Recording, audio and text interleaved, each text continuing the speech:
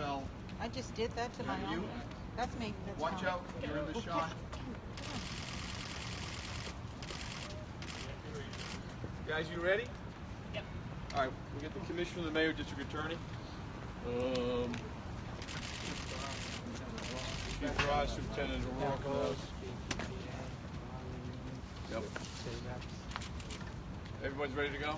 Yep. All right, Commissioner. All right.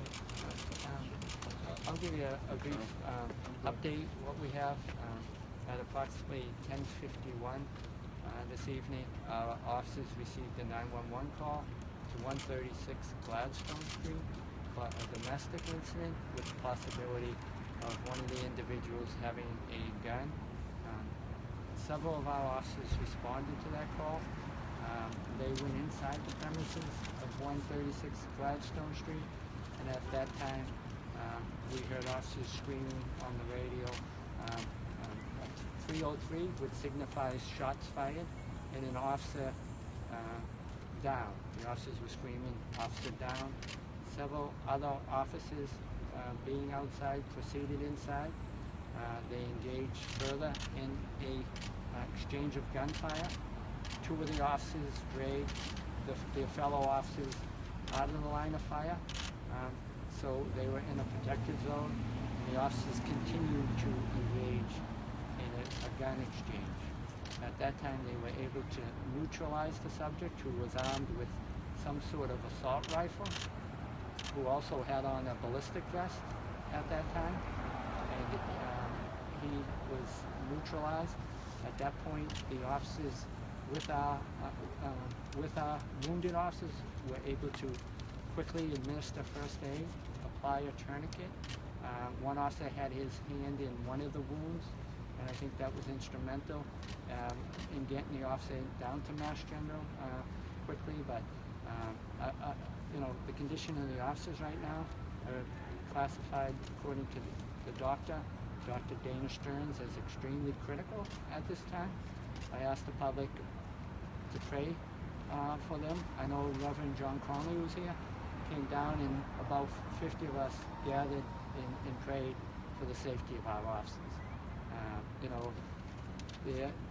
All the officers, I think, exhibited extreme courage and bravery in a situation that we all too often never know what to expect, and that's a domestic call here. Obviously, I want to thank Mass General for the great care. I think getting the officers here quickly, I know there was several blood transfusions going on, and right now, again, we're praying, but their condition right now is extremely critical at this time. At this time, I'm going to let Mayor Walsh come up, and then Dan Conley is going to talk about the death investigation. Obviously, in neutralizing the suspect, there's going to be a thorough investigation into the use of our force. So the Mayor's going to talk to Dan Conley, and then we'll take what questions we can answer. Again, it's still a very ongoing investigation, and we will give you what we can at this time. Right now, Mayor Martin Walker. Yes, Commissioner. Early this afternoon, we were at police headquarters for a remembrance of an officer who lost his life in the line of duty, Officer Massero, and his family was there. And this evening, we're over in East Boston for two officers that were shot in the line of duty. And this situation, this job's a tough job, and oftentimes people don't look at the other side of what happens with police officers. And we're hoping that they make a full recovery. As we know now, it's a critical condition in the hospital here, and the other officers that are also being treated who were at the scene. We had a chance to go and meet and talk to all the officers, or most of the officers that were involved tonight. They did a good job of making sure that they were able to do what they had to do as police officers in the city of Boston, but also the community of East Boston was very supportive of them because it was shocking for the neighborhood as well, quiet neighborhood in East Boston, and people were concerned over there as well when this was going on and worried about what was happening in the neighborhood. So I just want to ask the public again to, as the Commissioner said, to keep these officers in your prayers tonight, and hopefully they'll be back on the street soon. District Attorney comment. Thank you, Mayor Walsh, Commissioner Evans. Whenever a police officer exercises deadly force in Suffolk County, my office leads an independent investigation that death to determine whether the actions of the officers were justified. Given the gravity of this event that occurred tonight, when I learned about it a little after midnight, I responded myself to the scene in East Boston. I assigned the chief of our homicide unit at Zabin to lead that investigation. He will do, and we will do, a very thorough and transparent investigation into these events to determine what happened here. As Commissioner Evans laid out preliminary facts as we understand them. It's going to take some time because the two individuals that probably know most about what happened tonight are behind us at Mass General fighting for their lives. So, like Mayor Walsh and like Commissioner Evans, I ask the city and the region to please pray for them, for their well-being and for their safety. And we'll do a very thorough investigation and a transparent one, and we'll report that to you when that is completed. Thank you. All right, we'll take some questions, and like I said, again, if we can answer them, but still, it's still an active investigation. They're still up there crossing that scene, so what I can answer, I will. You have a better handle on the specific injuries of the officers. Yeah, well, again, the doctor briefed us, and because obviously HIPAA and whatnot, he says they have some very serious wounds, and they've undergone some blood transfusions, and he classified them as extremely critical, and obviously they're going to watch them closely. And I know one is up in the OR right now being operated on. I believe the other one is going up there very shortly. Can you give us an idea of the history of these officers with the department without giving their names out?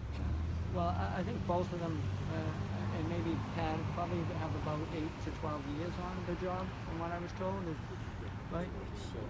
One officer has approximately 28 years. The other officer has approximately 12 years. Both male. Both male. Both male officers, both, extremely brave, real proud of all the work. We visited the two officers here, but then we went down, the mayor and I, and a lot of officers went down to Tufts Medical, where we have 9 officers down there. We're pretty shooken up. Several have minor injuries, but obviously they're dealing with a lot of stress. Some of them were involved in the exchange of gunfire. Some of them were involved in applying their hands to the wounds of these officers. So, not only do we have 2 officers here, but we also have 9 officers down at the Tufts right now, dealing with the whole stress and the trauma of dealing with such a traumatic incident such as this. When the call came in as a domestic, was it a male-female domestic? Well, when I understand, it was 2 males, roommates type disturbance, and again, domestic calls, as you know, are probably the most volatile. You never really know what you're walking into, and I think we see right now the dangers of our job. It's a difficult job, but our officers, I'm real proud of the work they do day in and day out in the city to keep this city safe. Just to be clear, one officer is an extremely critical. Both are extremely critical right now. They're both, one's in the OR right now, and the other one is heading up there very shortly. Okay. Guys, 2 more questions, please. Can you say if the gun car was involved in neutralizing the suspect? The gun. Well, again, the officers initially were there, and then the tactical car was close by, and they helped out in neutralizing the threat that was going on. Again, I always say, we're not proud when we have to use deadly force, but obviously we had 2 officers gravely injured here, and it left no choice. Our officers are real brave there tonight, and again, I just want everyone to pray that, and we pray for their family. Their families are here. I know we all met with their families, but let's just hope they pull forward. There was a shelter-in-place order. Was there a concern that there was a second suspect? Initially there was, because anytime you have somewhat of an active shooter incident, or until you get there and you get the scene under control, you really don't know what you have. So just to be on the side of caution, we locked down the area, and obviously I always apologize. I know it's not a pretty sight, but we were quickly able to realize that there was no threat, and we got that out to all the residents. And from speaking to the state reps who are here, you know, they were able to get the message out to the community. The other man who was in the apartment, was the other man who's in the apartment, was he injured in any way, arrested in any way? No. Was he arrested? No. Is it? He's taken. Is it Final illegal question, To, is it final illegal question. To have body armor if you're a civilian? I mean, what's? No, I mean, you know, again, we don't know the background fully of this individual. You know, I'm hearing different things about him. So, as far as whether he has a right to have it or not, we're not really sure at this time. How old You is said the it was a suspect? tactical unit. Well, I'm not sure of his age. I think he was born in '83. So what's that make him, about 30? 33-ish? 33? Any prior 33? criminal history with him? Again, I didn't see the BOP yet.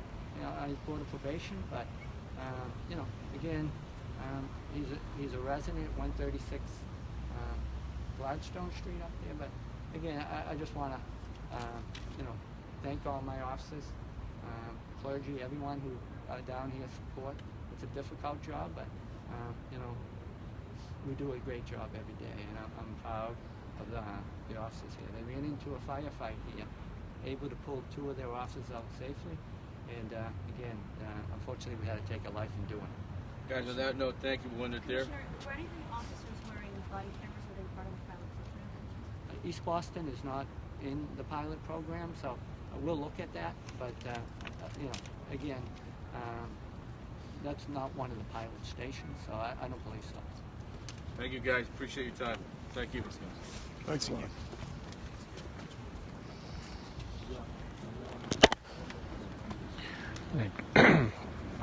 Alright guys, that's it from the press conference here in Boston, outside of Mass General Hospital. As you heard, 2 police officers were shot earlier this evening in East Boston, which is a neighborhood of Boston, after they responded to a call for domestic. 1 suspect is dead, no other suspects are outstanding. Try to answer any questions you guys may have.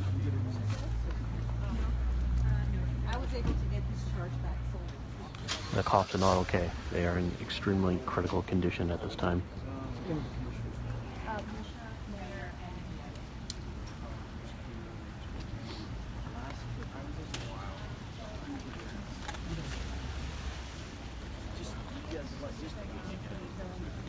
Welcome, guys. Any other questions before I end this? You guys through? Good.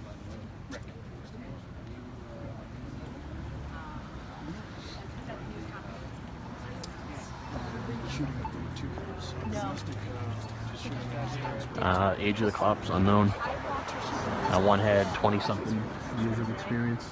Another one had about, I think, 12 or so years of experience on the job. A lot of these questions were answered in the press conference, so if you guys want to watch the replay, please do.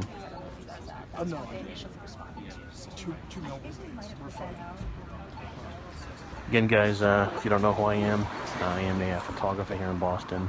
I cover breaking news, usually scope live from scenes, so if you're interested in that, please tap the number, tap my name. You can follow me here on Periscope.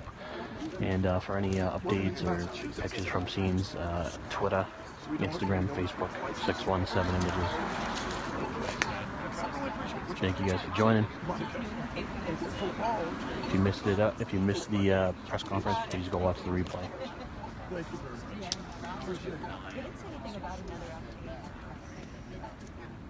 You're welcome, guys. Take care. Excuse me. Oh, I appreciate it.